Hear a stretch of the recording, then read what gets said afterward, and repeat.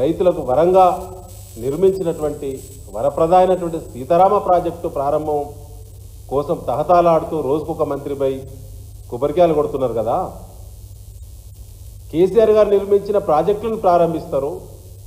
కేసీఆర్ గారి ప్రభుత్వం నిర్మించినటువంటి సెక్రటరియట్లో మీరు కూర్చోవచ్చు.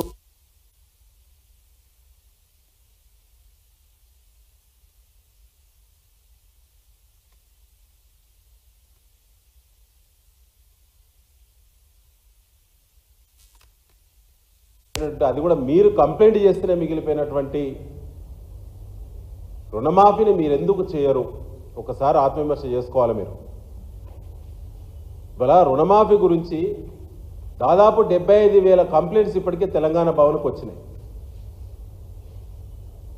ఇంకా చాలామంది రైతులు 15 ఆగస్టు కోసం చూస్తూ ఉన్నారు. 15 ఆగస్టు తర్వాత ఈ రాష్ట్రంలో ముఖ్యమంత్రి గారి పర్యటన పల్లెల్లో ఉంటుందా డౌటే. కేబినెట్లో కొనసాగుతున్న మంత్రులు ఇంత స్వేచ్ఛగా తిరుగుతారా అనేది కూడా డౌటే. అధికార పార్టీ శాసనసభ్యులు పల్లెల్లో ఇప్పటికే లేరు, కానీ రైతుల ప్రొటెస్టు తీవ్రంగా ఉందని చెప్పి పల్లెలను మర్చిపోతారు అనేది కూడా ఇవాళ ఉన్నది. ఎందుకంటే 45,000 కోట్ల రూపాయలు రుణమాఫీకి అవసరం ఉంటే ఇవాళ 18,000 కోట్లతోటే మమా అనిపించేటువంటి కుట్రలు రైతులకు అర్థమవుతున్నవి. బ్యాంకుల చుట్టూ, పిఎస్సిఎస్ కార్యాలయాల చుట్టూ, డిసిసిబి బ్యాంకుల చుట్టూ, బ్రాంచ్ల చుట్టూ వేలాది మంది రైతులు రోజు తిరిగి తీస్తూ ఉన్నారు మా రుణమాఫీ ఏమైంది అని చెప్పి. రేషన్ కార్డు ప్రమాణికం కాదన్నారు మీరే. రేషన్ కార్డు ప్రమాణికంగానే ఇవాళ రుణమాఫీ అవుతున్నది. నిజమా కాదా చెప్పాలి రైతులకి. ఇవాళ ఒక రైతు 2 బ్యాంకుల్లో లోన్ తీసుకోవచ్చు, 3 బ్యాంకుల్లో లోన్ తీసుకోవచ్చు కాక, అది తన హక్కు. కానీ ఆ పేరు మీద కూడా రుణాల మాఫీ జరగటం లేదు. 1,00,000 లోపు వాళ్ళు కూడా ఇప్పటివరకు రుణమాఫీ కానటువంటి వాళ్ళు వేల ఫిర్యాదులు వచ్చినవి.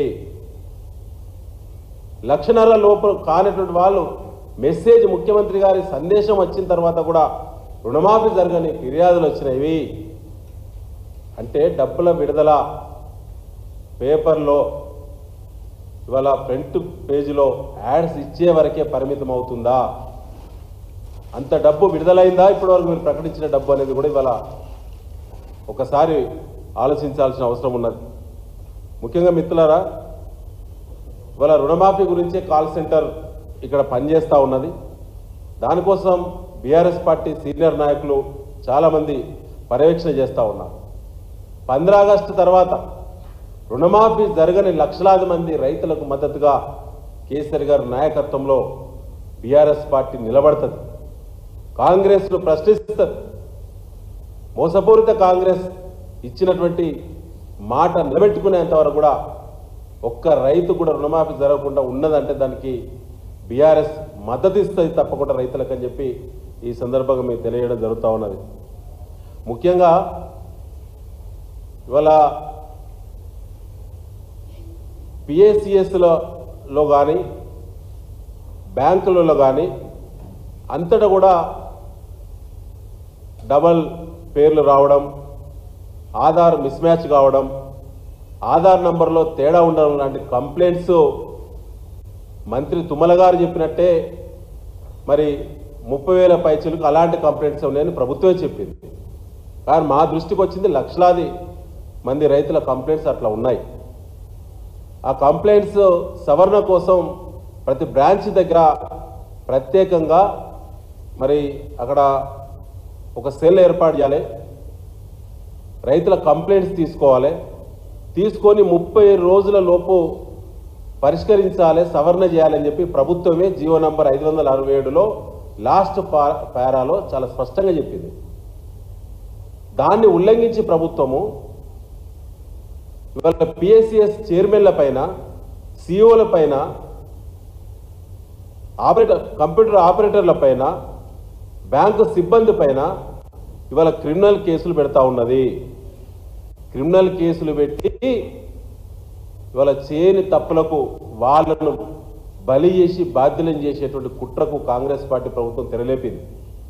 వరంగల్ జిల్లాలో నల్లవెల్లి మండలంలో సహకార సంఘం పైన పాలకవర్గం పైన క్రిమినల్ కేసులు నమోదు చేయడం అంటే ఇది రాష్ట్రంలో అందరినీ కూడా రైతులను నిందితులను చేయడమే, రైతులను క్రిమినల్స్గా చూడడమే, రైతులను భయభ్రాంతులకు గురి చేసి 18,000 కోట్లతోటే రుణమాఫీ మమ అనిపించుకొని మిగతా డబ్బులు ఇవ్వకపోవడానికి కరెక్షన్స్ ఉన్నాయని చెప్పి తప్పుడు సమాచారం అందించిళ్ళు గ్రౌండ్ నుంచి అని చెప్పి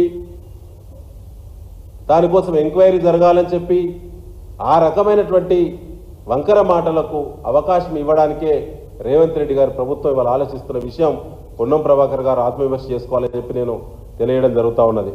ముఖ్యంగా కలెక్షన్ సెంటర్ల గురించి మాట్లాడారు. ఎవరి అండి కలెక్షన్ సెంటర్లు? ఇవాళ సివిల్ సప్లైస్ డిపార్ట్మెంట్లో తెలంగాణ రాష్ట్రంలో రైతులు పండించినటువంటి వరి ధాన్యాన్ని బ్రోకర్లకు మీరు అమ్మి మీరు నయా బ్రోకర్లుగా అవతారం ఎత్తి ఇవాళ 1832 కలెక్షన్ సెంటర్లు అధికారికంగా తెరిచింది కాంగ్రెస్ ప్రభుత్వం ఈ రాష్ట్రంలో. 1832 మంది మిల్లర్ల ఖాతాల నుంచి ప్రభుత్వానికి వచ్చే డబ్బుల కంటే క్వింటాలకు 230 రూపాయలు అదనంగా వసూలు చేసి ఇలా 1100 కోట్ల రూపాయలు ఇలా మిస్యూజ్ చేసి ఇవాళ కుంభకోణానికి పాల్పడుతున్నది కాంగ్రెస్ పార్టీ రేవంత్ రెడ్డి గారి ప్రభుత్వము.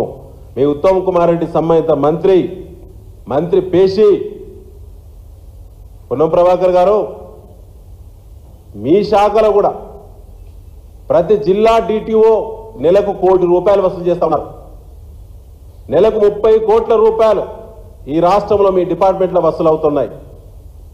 మీరు నడుపుతున్నారు కలెక్షన్ సెంటర్లు, మీరు నడుపుతున్నారు. ఇవాళ ఈ బ్రోకర్ పరులకు నాయకత్వం చేసేది మీరు. ఇవాళ హైదరాబాద్లో స్క్వేర్ ఫీట్కు 75 రూపాయలు కలెక్షన్ అవేది తెలియదా మీకు? సామాన్య ప్రజలకు తెలుసు కదా. ఉత్తరానొక్కడు, దక్షిణానొక్కడు, పడమటొక్కడు, తూర్పునొక్కడు ఆఫీసు పెట్టుకున్నారు. మీ ముఖ్యమంత్రి గారి కార్యాలయం పర్యవేక్షణ చేస్తూ ఉన్నది. మరి మీరే ఇన్ఛార్జి మంత్రి కదా, మీకు తెలియదా కలెక్షన్ సెంటర్లు ఎక్కడున్నాయో? ఇవాళ కష్టపడ్డ వాళ్ళను